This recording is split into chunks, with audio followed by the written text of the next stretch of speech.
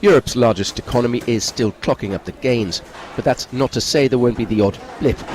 After October's huge 5% surge, German industrial orders in November were down, a 2.5% drop, even bigger than expected.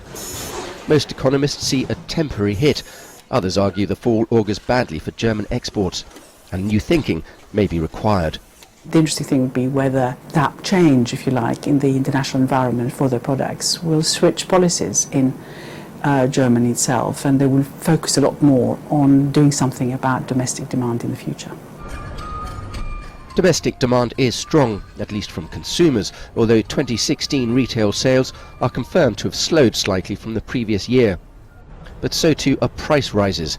Some German economists, led by the IFO, have opened up the debate this week on whether the ECB should call time on ultra-loose monetary policy.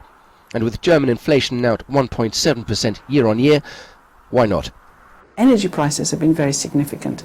It's not necessarily the underlying growth of the economy that's done that. So we have to be very, very careful. I think, personally, the risks are still quite significant there, that we're going to see very, very modest growth this year in the Eurozone. And one new study shows real wages for Germans with collective pay agreements rose less sharply in 2016 than in the 2 previous years. Purchasing power possibly under threat at a time when consumer demand could be most needed.